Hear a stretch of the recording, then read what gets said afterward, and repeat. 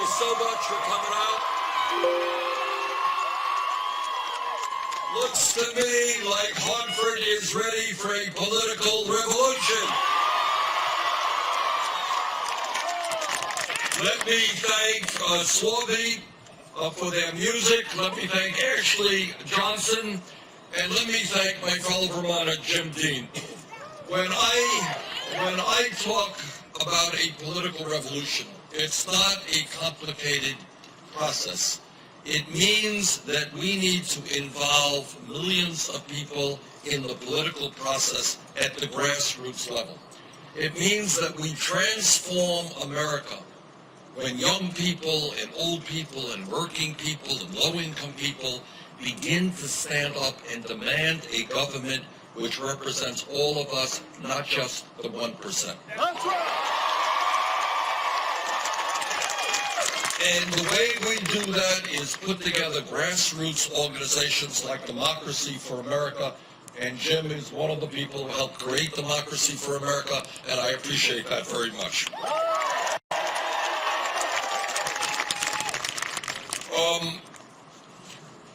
The reason that our campaign has done as well as it has done, and remember when we started a year ago, we were 60 points behind in national polls. Secretary Clinton, 60 points. Not anymore. In fact, if you look at some of the national polls in the last couple of weeks, guess what? We're winning a few of them. Turns out that in a campaign which was supposed to be a fringe campaign, we have now won the primaries and caucuses in 16 states throughout this country. And with your help, we're going to win here in Connecticut tomorrow. Turns out that in all the national polls and the state polls, we are 15, 20 points ahead of Donald Trump. And so we have come a very long way. And the reason I think that we have done so well is that we are doing something very unusual in modern American politics. We're telling the truth. Now, you know what? The truth is not always pleasant, not in our own lives and not in our national political life.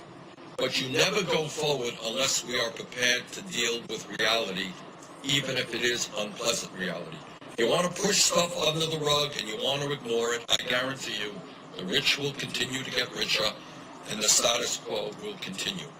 But if we're going to go forward, we have to take a hard look at the reality of America and this world today. What are some of those realities that we're going to talk about? Number one, let's be honest, when I speak to you as the former chairman of the U.S. Senate Committee on Veterans Affairs, somebody who is very appreciative of all of the sacrifices made by men and women to preserve the essence of what we are as a nation, that is a democratic country. But I would be lying to you this morning if I did not tell you the truth, and that is democracy is under assault in America right now. Now, democracy is not a complicated process. It is you gotta vote, and you gotta vote, and you gotta vote, and even you gotta vote. It is one person, one vote. It is not a Citizens United Supreme Court decision which allows billionaires to buy elections. Democracy is not about you having a vote, but you having $100 million to put into the political process. That's not democracy, and let's be honest and call it what it is. When billionaires are able to buy elections through super PACs, when Wall Street and the fossil fuel industry and the drug companies are able to pour huge amounts of money into the political process, that is not democracy, that is called oligarchy. And what this campaign is largely about is telling the billionaire class and corporate America and Wall Street that they will not continue to control the political system of this country or our economy. And that is why, together, number one, we are going to overturn Citizens United. No Supreme Court nominee of mine will get that nomination unless he or she is crystal clear that one of their first orders of business will be to take up and vote to overturn Citizens United. Second of all, we are going to take on Republican governors and governors all over this country who want to suppress the vote. You know, we should not be proud of the fact that we have one of the lowest voter turnout rates of any major country on earth. Not to be proud. Major country after major country has a higher percentage of their people coming out to vote than we do. And that is why I believe we've got to move forward toward legislation which says, very simply, you are 18 years of age in this country, you're a citizen, you are registered to vote, nobody can stop you from voting. You know what? I want to see a vibrant democracy. I want to see people, regardless of their political views. You're a progressive, you're a conservative, you're a moderate. I want you to be able to run for office without having to beg the wealthy and powerful for campaign companies.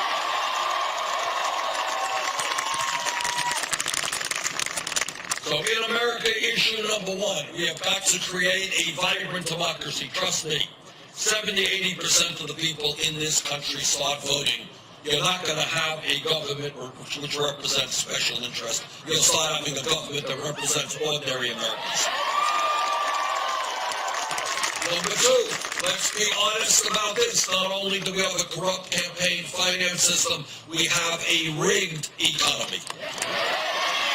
All right, we got to put the truth out on the table. Now, you don't see this in media because media is controlled by large multinational corporations.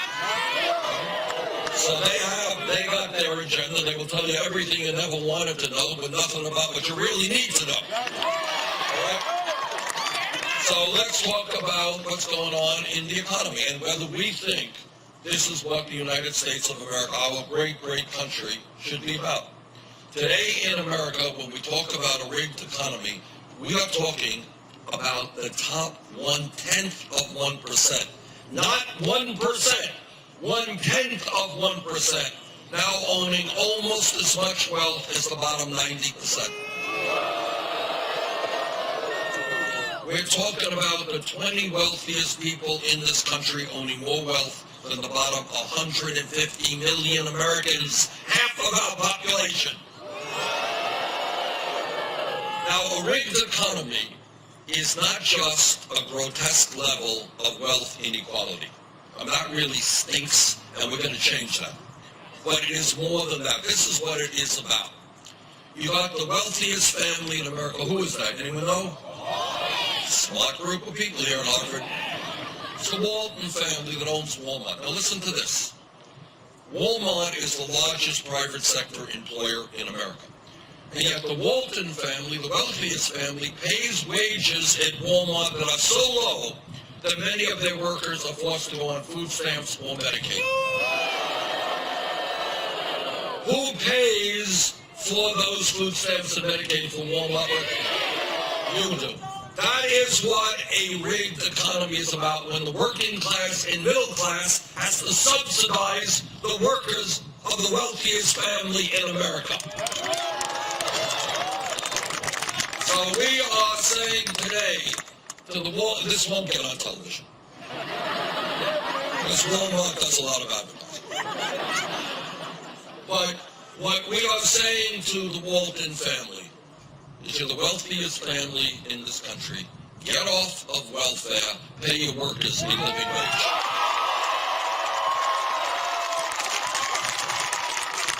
All right.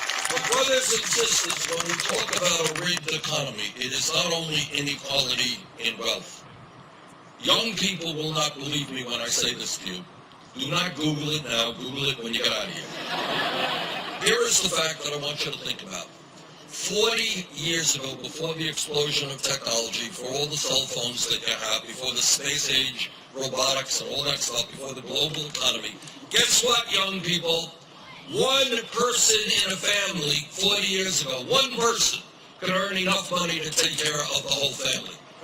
I know you don't believe that's true, because you grew up at a time, that's right, you grew up at a time, what's going on in America today? And here is the point of this campaign. We do not have to accept the status quo. You know, we do not have to step over people sleeping out on the street. We do not have to accept the fact that here in this great city of Hartford, almost 50% of the children are living in poverty. All right? But here is the story. Think about it for a moment. Think outside of the box, outside of what TV tells you. Why is it that today, despite the explosion of technology, such that every worker here is now producing more than workers did 30, 40 years ago, much more productive? Why is it that millions of people today are working longer hours for lower wages? Why? Why is it that in my state of Vermont, and I know here in Connecticut, we got a whole lot of people that are working one job, they're working two jobs, they're working three jobs, all right? This is not a poor country. This is the wealthiest country in the history of the world. But what you got right now is mom is out working, dad's out working, the kids are out working. Marriages are being shattered because people don't have time to spend together. Kids are not getting the attention they need for their parents. We work, listen to this, we work as Americans the longest hours a year, longer than any other people in the industrialized world. Japanese hard workers, we work longer hours now than the Japanese. And yet at the end of all of that labor, all of that hard work, 58% of all new income goes to the top 1%. All right. You ready for a radical idea? Actually, it's not a radical idea, but what we are going to do together is create an economy which works for all of us, not just the 1%. Today, in this beautiful city, we tell the billionaire class, your greed is going to come to an end. You cannot have it all. And we are going to create an economy that works for all of our people. Now, how do you do that? Well, we know what we have to do. For a start, in America, if you work 40 hours a week, you should not be living in poverty. Today, we have a federal minimum wage of $7.25 an hour. That is a starvation wage. That's a starvation wage. And that is why, together, we're going to raise the national minimum wage to $15 an hour. You know what that will mean? Millions and millions of people will be able to live with a shred of dignity. People will be able to pay their damn electric bills and their phone bills. People will be able to go to the movies and maybe go out to eat once in a while, won't have to worry about how they're going to feed their kids. That's what we're going to do, raise the minimum wage to $15 an hour. Tell you what else we're going to do. What we're going to do is end the disgrace of women making 79 cents on the dollar compared to men.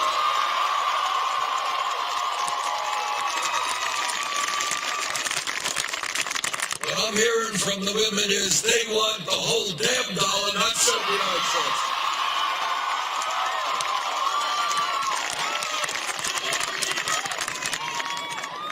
We are going to try to get to the root of why the middle class in this country is declining. And one of the reasons is not a sexy issue, and you don't see it on TV at all. And generally speaking, the more important the issues, the less you see it on TV. All right? So you see a lot of stuff on TV, usually it's not that important. But if it's really important, you don't see it. That's it. And one of those issues is our disastrous trade policy. You know what I mean by that? What I mean by that, and again, young people, you kind of take it for granted, but for the young people, let me say there was once a time, not so many years ago, when you went into a store and you could actually buy a product manufactured in the United States of America. All right? But what happened as a result of these disastrous trade policies, policies like NAFTA, CAFTA, permanent normal trade relations, China, what happened is these policies were written by corporate America. What did they want to do? Not complicated. They didn't want to pay workers in Connecticut 15, 20 bucks an hour, shut down in this country, move to China, pay people a few bucks an hour, bring your product back into this country. That's what these policies were about. That's what they've accomplished. Since 2001, we have lost almost 60,000 factories in America. Connecticut used to have a strong manufacturing base. We have lost a good percentage of our manufacturing jobs in Vermont. All right? The message and the word, if I'm elected president, will go out to corporate America. You know what? You're going to start investing in Connecticut, Vermont, and America, not just in China or elsewhere. We are going to create decent paying jobs in this country. Now, there's another issue out there. I was in Flint, Michigan a couple of months ago, and I've been actually to cities all over this country. And I think many of you know what's going on in Flint, Michigan, and I had the opportunity to talk to some of the parents there behind closed doors. And literally what I heard so stunned me, and I mean this seriously, it was hard for me to believe that I was talking to people living in the United States of America in the year 2016. And that was their children were being poisoned. Their children were being poisoned by outrageous levels of lead in the water, incompetent state government, and so forth. And parents told me, think about this, that the cognitive capabilities, the intellectual capabilities of their children were disappearing in front of their own eyes. But it is not just Flint, Michigan that has a collapsing infrastructure. It is hundreds of cities all over this country and communities where people are worried about the quality of the water they are drinking. There are wastewater plants which are now not working the way they should. In my state of Vermont, many of our bridges are in terrible disrepair. Our roads are congested and are full of potholes. Our rail system, which used to be the best in the world, is falling way behind Europe, Japan, even China. Airports need work, levees need work, dams need work. Think of an America where we have an infrastructure which is cutting edge. Where we have a great rail system and a great mass transit system. When you do not worry about the water that your kids are drinking. We can do it, but we're going to have to invest, and I'm a former mayor. Infrastructure does not get better by itself. Roads do not get better. You got to invest in them. So instead of giving huge tax breaks to corporations who in a given year sometimes pay nothing in federal taxes, we're going to invest that money into rebuilding our infrastructure. And by the way, when we do that, we create 13 million good-paying jobs. Think about an America where our young people are helping to build affordable housing, where they've got the training they need to be electricians and carpenters and plumbers. That's the America we have got to be striving for. But when we throw the issues out on the table, let's talk about another issue. It's not just a corrupt campaign finance system. It is not just a rigged economy. It is a broken criminal justice system. And let's ask ourselves some pretty tough questions here. Why is it that in the wealthiest country in the history of the world, why is it that we have more people in jail than any other country on earth? Think about it. Think about it. We have 2.2 million Americans in jail. We're spending $80 billion a year to lock up fellow Americans. We have got a broken criminal justice system, and together we're going to rebuild that system.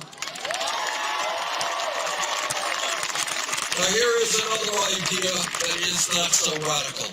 Throughout this country, youth unemployment, something we don't talk about at all, is 30, 40, 50% for high school graduates.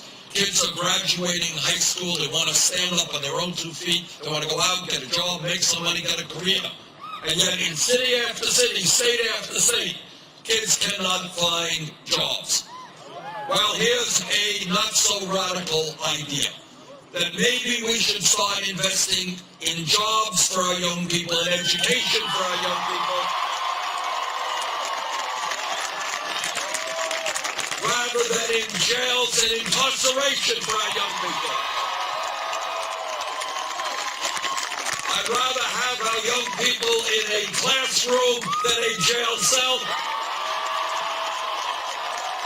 I'd rather have them out working, making good money, rather than seeing their lives running away in jail. Can we do it? You're damn right we can do it.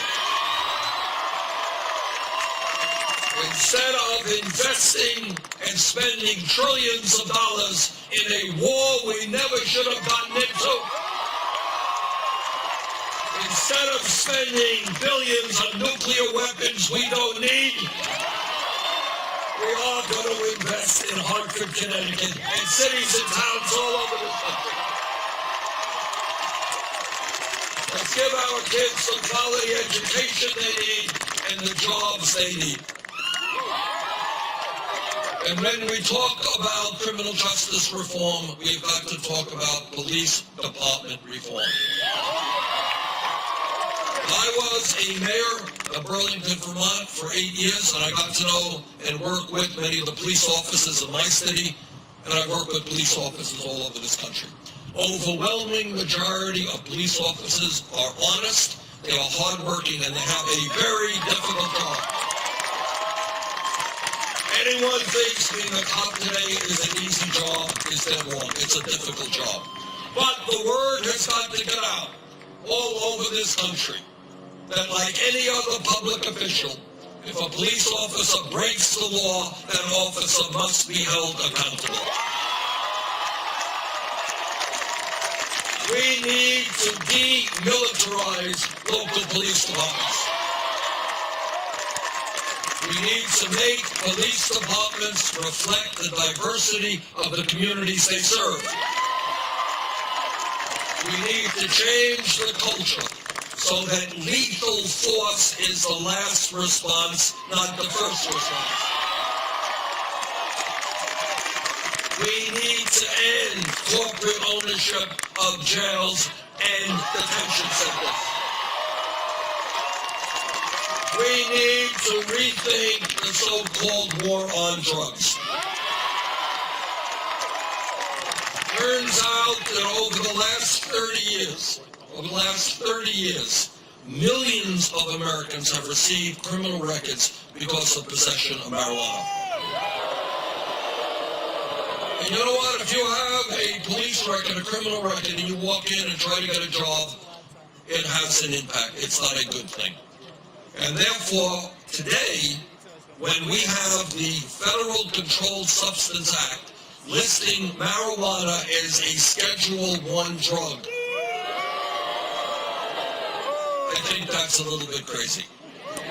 And that is why I've introduced legislation to take marijuana out of the Schedule I. Legalization of marijuana is hotly debated. 4 states have done it. And that is a state decision, but possession of marijuana should not be a federal crime. And here is a related issue, and it's a very serious issue. Right now, in my state and all over this country, we have an epidemic of opiate addiction, of heroin addiction. Cheap heroin is coming in all over this country. And God knows how many thousands of lives are being destroyed today. And every day, people are dying with overdoses of heroin. In my view, if we are going to effectively address that crisis, we have to understand that treatment of drug abuse and addiction is a health issue, not a criminal issue. Now, I do not understand, I don't want to get too involved in local government here in Connecticut, but I understand that your governor has been cutting mental health treatment. Now, what I believe is we have to revolutionize mental health treatment in this country.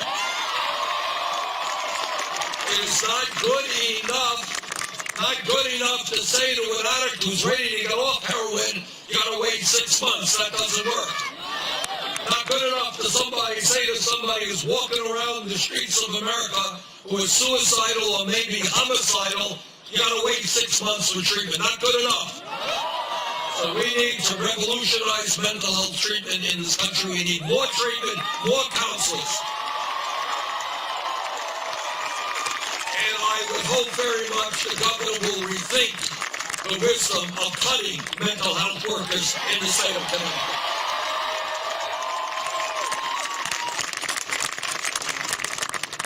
Let me take a moment to talk about some of the differences between Secretary Clinton and myself. For a start, I am very proud to come before you and tell you I do not have a super PAC.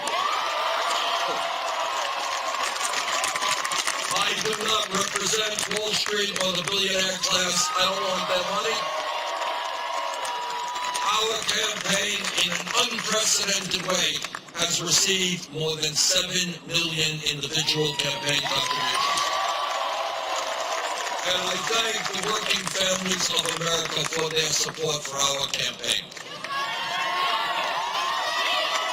We have already made history and made a political revolution because this campaign, to quote Abraham Lincoln at Gettysburg, is a campaign of the people, by the people, and for the people. Wall Street, thanks very much. We don't want your damn money. Secretary Clinton has chosen to raise her money a different way. She has a number of super PACs. Last reporting period, a major one listed 25 million in special interest, 15 million from Wall Street. Some of you know she has given speeches on Wall Street for $225,000 a shot. Now she says she's prepared to release those transcripts if everybody else releases their transcripts. Are you all ready for a special historical announcement right here? Okay, here it is. I am prepared today in Hartford, Connecticut to release all of the transcripts of all of the speeches I have given on Wall Street. Are you ready? Here they are!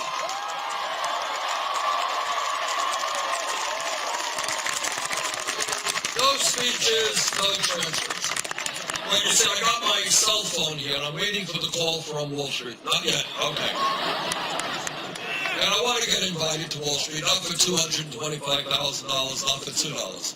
But I do want the opportunity to look those guys in the face and tell them that their greed and their recklessness and their illegal behavior has harmed the lives of many millions of Americans. People have lost their jobs, lost their homes, and lost their life savings. And I'd like to look these greedy guys in the face and say, we bailed you out because your banks were too big to fail. But now 3 out of the 4 largest banks in America are bigger than they were when we bailed you out because you were too big to fail. So you know what we're going to do, guys? We are going to break them up. We don't need a financial system in which the top 6 banks have financial assets of equivalent to 58% of the gross domestic product of America, where they issue 2/3 of the credit cards and 1/3 of the mortgages. That is too much wealth, too much power in too few hands. Break them up. Here's another thing. When we talk about a broken criminal justice system and a corrupt campaign finance system, it all comes together when you look at Wall Street. Take one company, Goldman Sachs, just one of many. Goldman Sachs recently reached a $5 billion settlement with the federal government. $5 billion. Now, why did they reach a $5 billion settlement? Because they were selling packages of subprime mortgage loans that were worthless. Other than that, not a problem. In other words, they, one of the large financial institutions, are a fraudulent organization. And they reached a $5 billion settlement with the government. Now, here is the other point to know about power in America. It's called the revolving door. Over the last 20, 30 years, 2 secretaries of the Treasury, maybe the most important position in government, you know where they came from? Goldman Sachs makes huge campaign contributions. They even pay speakers $225,000 a speech. But here is what is also interesting, and I think what gets the American people angry. Some kid in New Haven gets picked up today for possession of marijuana. That kid has a criminal record for his whole life. But if you are an executive on Wall Street and your illegal behavior helps destroy the economy, you know what you get? Not true. You get an increase in your compensation. So I think it is time to bring justice back to our criminal justice system. And tell the rich and the powerful that it is not only poor kids who get criminal justice, get criminal records, but the wealthy and the powerful. When they break the law, they also get that records. This campaign is listening to ordinary Americans and not just the wealthy campaign contributors. We are listening to young people. What young people are asking me is, how does it happen when they do the right thing? They got an education, they go to college. Why is it that they leave school $30,000, $50,000, $70,000 in debt? Anybody here with student debt? We should be rewarding people for getting an education, not punishing them. This campaign is about thinking beyond the box and outside of the status quo. Ask yourself a simple question. If we are going to have a strong economy in the future, it is clear that we need the best educated workforce in the world. We need to encourage people to get an education, not punish them. Today, in many ways, a college degree is the equivalent of what a high school degree was 50 years ago. And that is why when we think about public education today, we have got to be thinking about making public colleges and universities tuition free.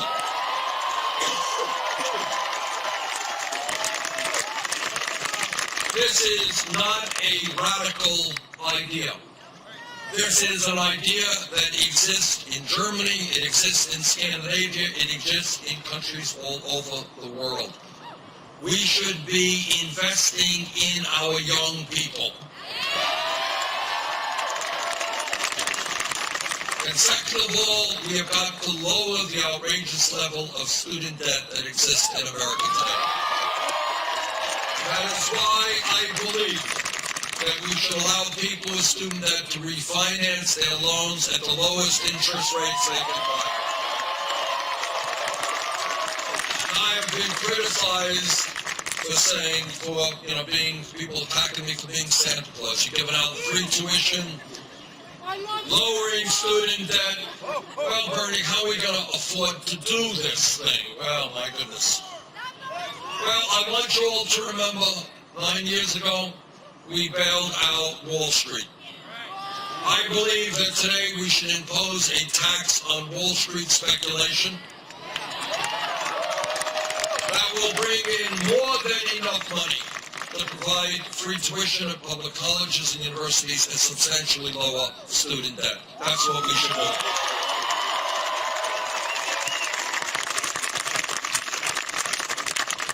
This campaign is listening to the Latino community. There are 11 million undocumented people in this country. They need a path towards citizenship, and I will fight for comprehensive immigration reform. This is not just a Latino issue, this is an American issue, and I'll tell you why. Because if you are undocumented, the likelihood is you're being exploited on the job. You're getting cheated on the job, you're not getting fair wages or fair working conditions, and when you exploit and push down one group of people, you are pushing down every group of people. If Congress does not do its job in passing comprehensive immigration reform, I will do everything I can in using the executive powers of the President. This campaign is listening to our brothers and sisters in the African American community. I've not only been to Flint, I've been to Detroit, I've been to Baltimore, I've been to Milwaukee, and what I have seen really is quite incredible. Schools that are failing our children, people paying 50, 60, 70% of their limited income for inadequate housing, healthcare not accessible. In this country, if we can rebuild communities in Afghanistan and Iraq, we damn well can rebuild inner cities in America.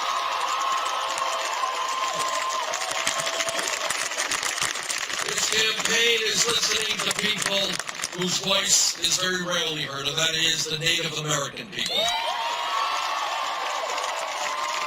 From before this country became a country, Native Americans were lied to, they were cheated, treaties they negotiated were broken. We owe the Native American people more than we can ever repay. They have given our culture so much. Among so many other things, they have taught us that as human beings, we are part of nature. That we have got to live with nature. And that if we destroy nature, we destroy our human species in the years to come. But yet, despite all that they have given us, you go to reservations around this country that I have, you go to Native American communities, poverty rate, unemployment rate off the charts. Teenagers are committing suicide at horrific levels because of the level of despair that exists there. If elected president, we will change our relationship to the Native American community. Now, media, again, TV doesn't mention this very often, but the great global crisis that we face is climate change. I know you see a lot of ads on television from our good friends in the coal industry and the oil company telling you how great the fossil fuel industry is. Despite all of their public relations and all of their ads and all of their lies. And by the way, you have companies like ExxonMobil that have put millions of dollars into organizations trying to pretend that climate change is not real. You're damn right we don't believe that. Because the debate is open. I'm a member of the Environmental Committee of the U.S. Senate. I've talked to scientists all over this country. And despite all their ads on television, the truth is climate change is real. Climate change is caused by human activity. Climate change is already today causing devastating crises in our country and around the world. And let me tell you what the scientists are telling us. This is scary stuff. That if we do not act boldly and aggressively in the next few years, a bad situation will become much worse. And by that I mean more drought, more floods, more extreme weather disturbances, more acidification of the oceans. We are in the process of destroying our oceans. More rising sea levels that will flood coastal areas all over our country and all over the world. We're looking at more international conflict because if people do not around the world have water to drink or land to grow their crops, they're going to be migrations and they're going to be wars. And that is why we have the moral responsibility to transform our energy system away from fossil fuel to energy efficiency and sustainable energy.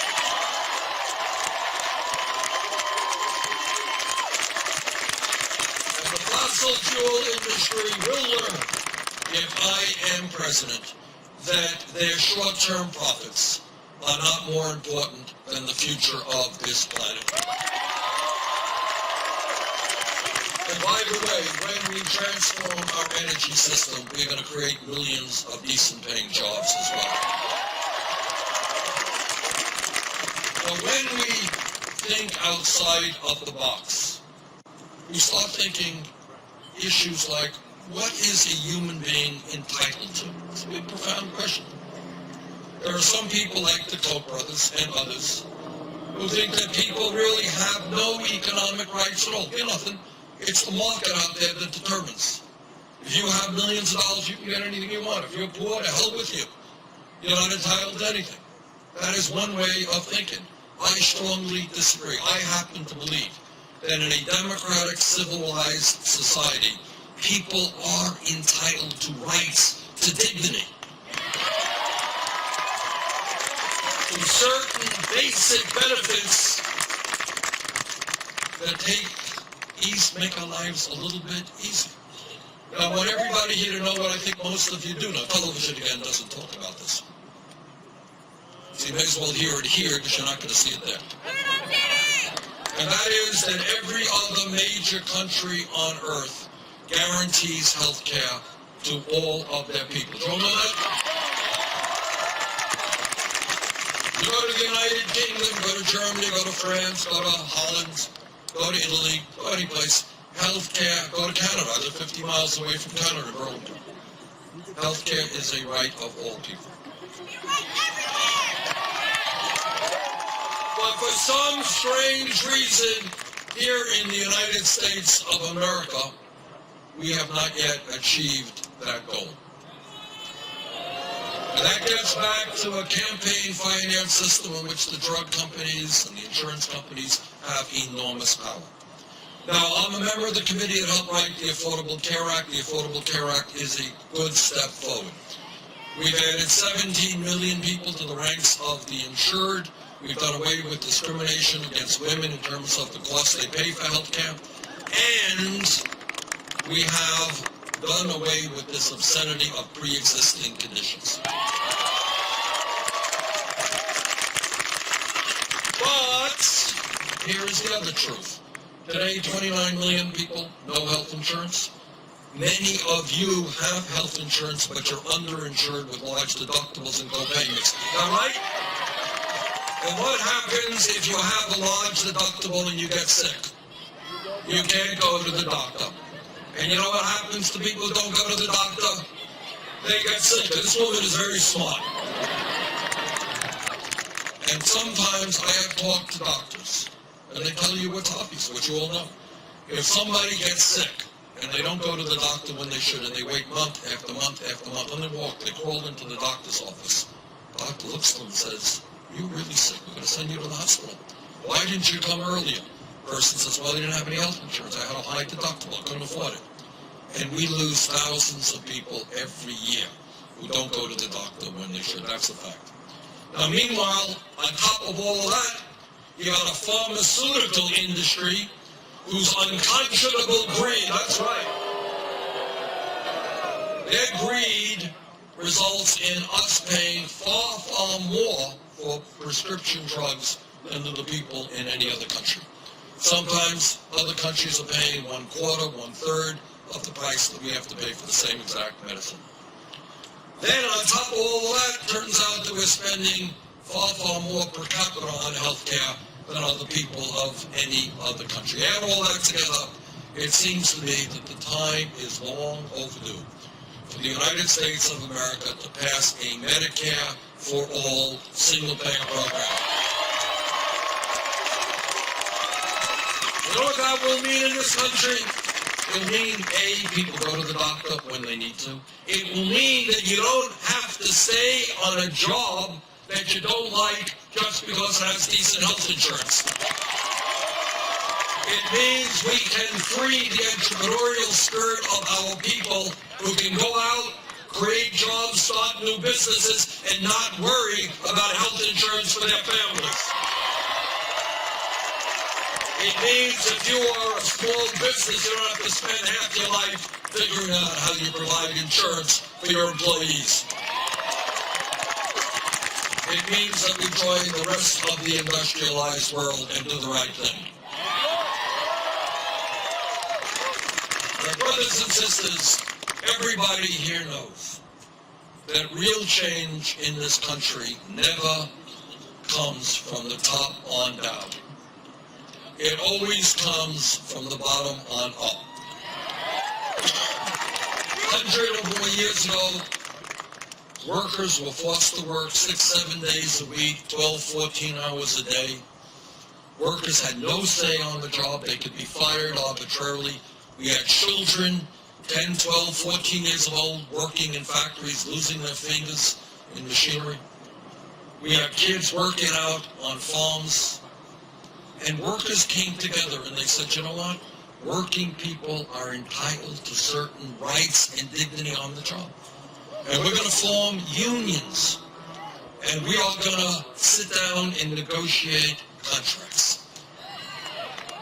And workers by the millions stood up and fought back so that working people could have dignity, decent wages, decent working conditions. That's how change takes place. Change takes place when 200 years ago, amidst the abomination of slavery, African Americans and their allies said, the day will come. And many of those folks lost their lives in the struggle. They went to jail, they were beaten, they were lynched. We don't know how many, we don't know their names. But for hundreds of years, people came together saying, we are going to end racism and segregation and bigotry in America. And that is how change comes about. People forget this. The children don't know this.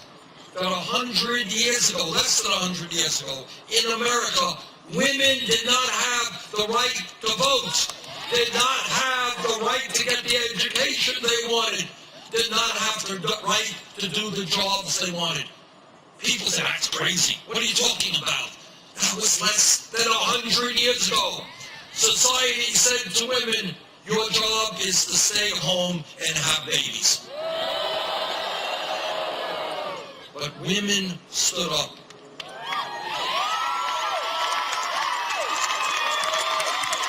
And along with their male allies, they fought back. Some of these women went to jail. They went on hunger strikes. Some died in the struggle. But they and their male allies said that in America, women will not be second-class citizens. Brothers and sisters, if we were here 10 years ago, no time at all, somebody jumps up and says, you know, Bernie, I think that by the year 2015, gay marriage will be legal in every state in this country. The person next to her would have said, you're crazy. Can't happen. There's too much bigotry. There's too much prejudice against gay people. Not going to happen. But what happened is gay people and their straight allies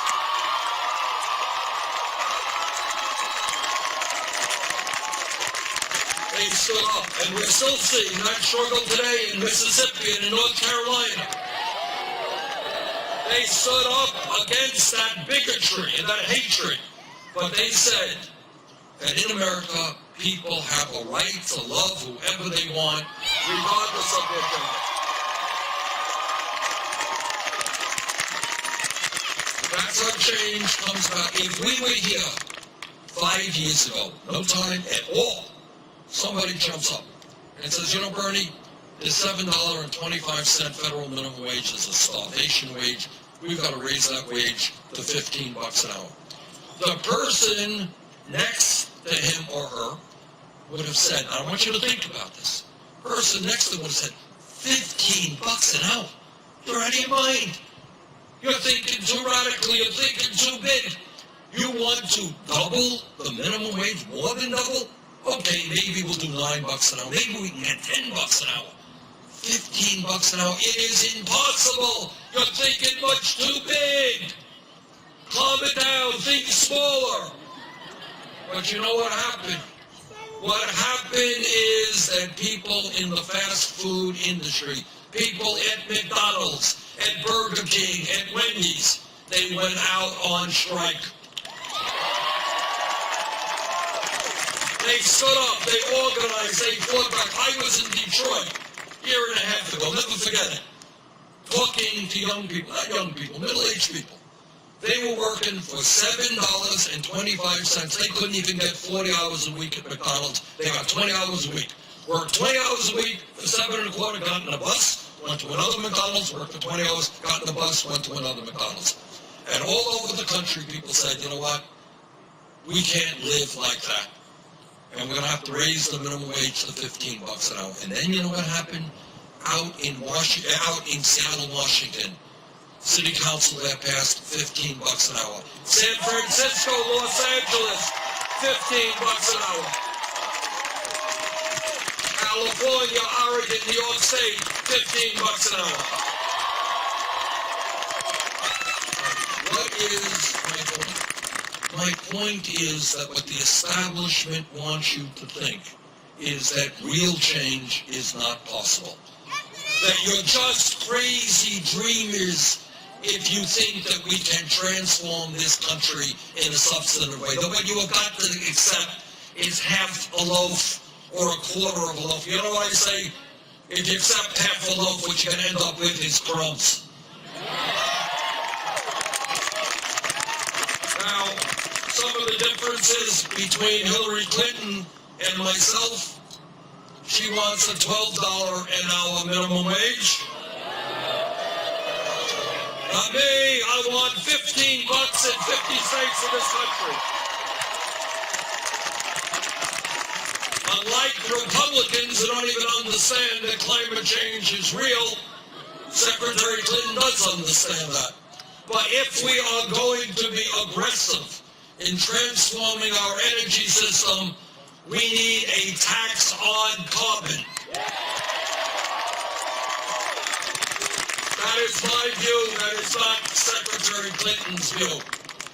I believe that one of the great crises facing this country today and in years to come is whether or not in our country and around the world we're going to have clean drinking water. That is why, as elected president, we will phase out fracking.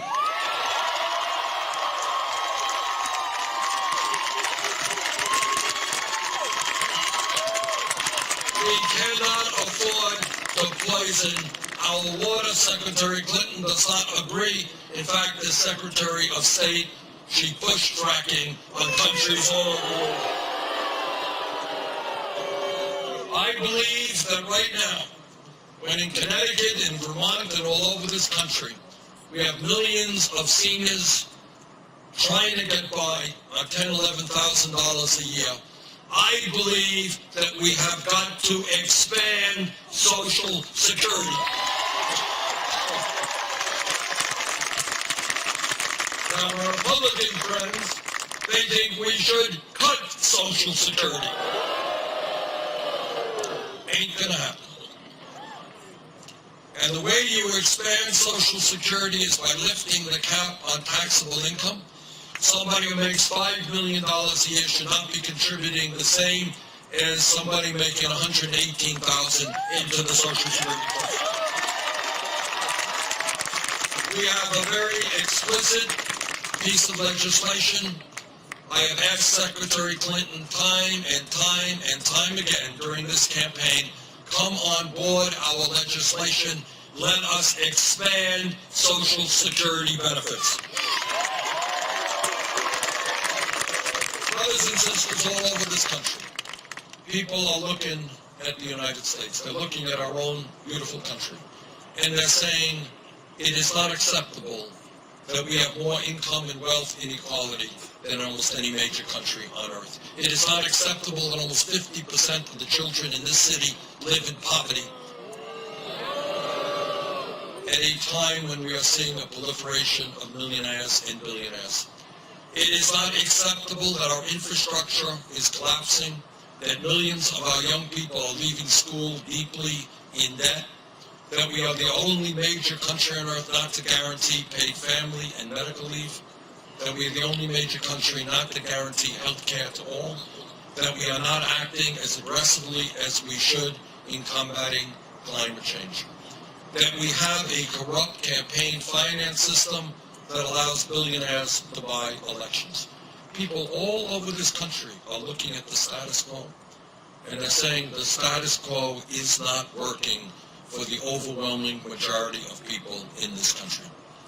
And what people are saying is that now is the time for a political revolution.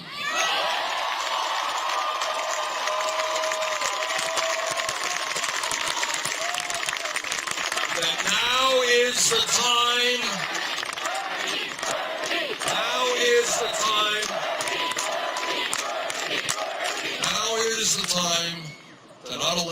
to not allow the Donald Trumps of this world and the other demagogues who are trying to divide us up, whether we are, Mexican born, or whether we're Muslims, or whether we're gays, or whether we're black, or white, or Latino, whatever we may be. We understand that that's what demagogues always try to do. They divide us up. But we're smarter than that. And we understand that when we stand together by the millions, yeah, they may have the money, they may have the power, they may own the media, but when we stand together and fight for an agenda that works for all of us, fight for a government that represents all of the people and not just the 1%, that when we do that, there is nothing we cannot accomplish.